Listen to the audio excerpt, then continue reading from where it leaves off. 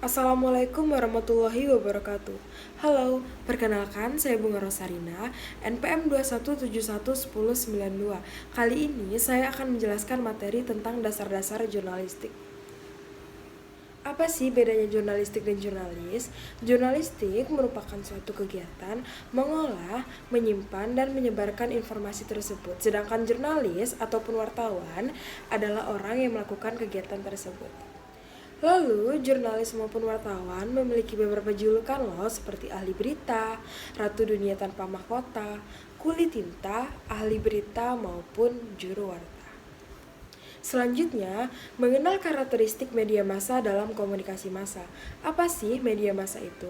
Media massa merupakan alat-alat untuk menyebarkan informasi ataupun pesan secara cepat dan juga secara serempak kepada audiens.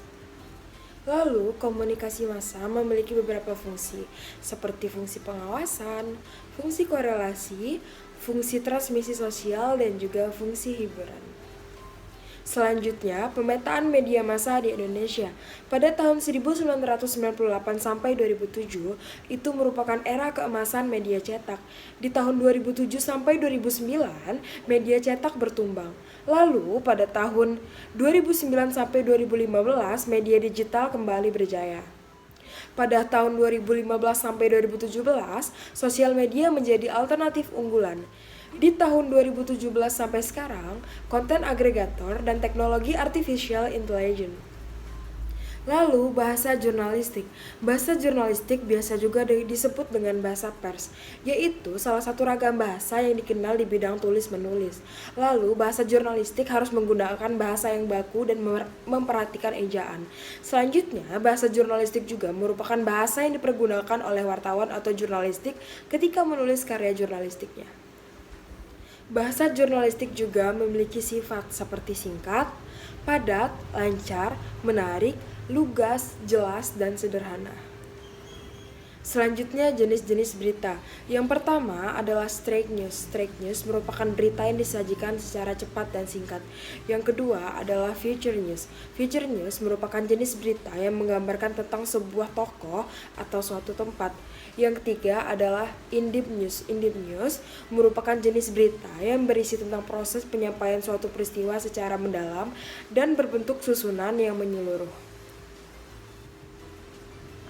Selanjutnya adalah liputan pendek. Liputan pendek merupakan langkah pertama seseorang dalam melakukan jurnalisme. Lalu, jurnalisme memiliki konsep dasar yaitu piramida terbalik. Nah, ini merupakan gaya khas jurnalisme. Lalu, langkah-langkah melakukan peliputan. Yang pertama, rencanakan ide liputan. Lalu, riset pendahuluan, seperti mencari informasi terkait ide. Lalu, selanjutnya adalah tentukan fokus cerita. Setelah itu, baru susun daftar pertanyaan dan pilihlah narasumber yang kredibel dan cover beat side. Selanjutnya, saran-saran dalam wawancara. Pertama, siapkan pertanyaan Anda dalam daftar yang sudah urut. Meskipun mereka wawancara, sebaiknya Anda juga membuat catatan tertulis, lalu ajukan pertanyaan satu demi satu. Selanjutnya, usahakan ajukan pertanyaan yang terbuka. Tetapi, apabila mengajukan pertanyaan yang tertutup, harus juga memiliki kekuatan tersendiri. Terus, saat wawancara, jangan kaku dengan daftar pertanyaan Anda. Jika sumber Anda berbicara terlalu cepat, jangan takut untuk meminta mengulang atau menegaskannya kembali. Lalu, hargai narasumber Anda. Wawancarai korban bencana dan politikus sangatlah berbeda. Korban atau keluarga korban adalah orang yang tidak pernah menghadapi jurnalis dan baru saja mengalami tragedi. Sebaiknya, politikus sangat terlatih menghadapi jurnalis, termasuk menjawab tanpa pertanyaan. Lalu, sebaiknya dalam konteks apapun, jangan pernah bertanya tentang bagaimana perasaan Anda, karena pertanyaan ini merupakan pertanyaan yang sudah sangat umum. Nah, sehingga menghasilkan jawaban yang tidak terukur. Selanjutnya, peran jurnalis dan etika jurnalis. Jurnalis berperan sebagai mata dan telinga bagi seluruh anggota masyarakat, yaitu mendengarkan dan menyuarakan fakta-fakta penting atau menarik bagi masyarakat. Lalu, jurnalis adalah pencatat pertama kejadian-kejadian yang akan menyusun sejarah kehidupan masyarakat. Maka, akurasi dan keadilan perlu dijunjung tinggi, karena catatannya akan diacu anggota masyarakat lainnya. Tugas tertinggi jurnalis adalah mencari kebenaran akan suatu peristiwa dan hal-hal yang mengelilinginya. Lalu, apa itu etika? Kamus Filsafat Cambridge mengatakan etika sebagai studi kasus tentang moralitas. Lalu, Michael Josephson, seorang ahli etika, mengatakan etika memiliki dua aspek. Yang pertama, kemampuan membedakan yang benar dan yang salah, baik dari buruk dan patut dari tidak patut.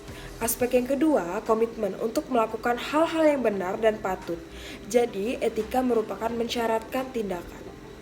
Nah, etika jurnalistik menjadi perwujudan etika terapan, cabang filsafat, moral, yang berkenaan dengan pembuatan keputusan tentang kasus nyata dalam sebuah pekerjaan. Lalu, langkah-langkah mengambil video dalam peliputan. Usahakan video yang Anda ambil tersusun atas campuran pengambilan wide angle, medium, dan close up. Idealnya 50% medium, 25% wide angle, dan 25% close up. Sebelum ke lokasi, pastikan kamera video Anda aman bisa merekam gambar dan suara. Lalu jangan lupa membawa tripod. Selanjutnya, menuliskan liputan. Setelah memperoleh data di lapangan ataupun sumber lain, langkah selanjutnya adalah merancang hasil tulisan. Lalu, membuat tulisan dibutuhkan ketenangan dan kenyamanan. Selanjutnya, mengolah hasil liputan. Tuliskan semua poin dan kutipan yang penting dan menarik. Selanjutnya, kelompokkan poin-poin tersebut. Misalnya poin B dan C merupakan turunan dari poin A.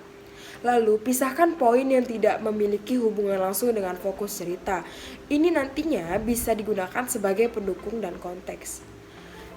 Nah, selanjutnya, apakah fokus cerita Anda didukung data yang cukup, ataukah data Anda membangun fokus cerita yang lain? Bila ya, mungkin fokus cerita Anda perlu diubah. Selanjutnya, apakah teks Anda membutuhkan dukungan alat multimedia? Selanjutnya, setelah membuat rancangan yang asistematis, Anda pun memiliki susunan outline ataupun tulisan.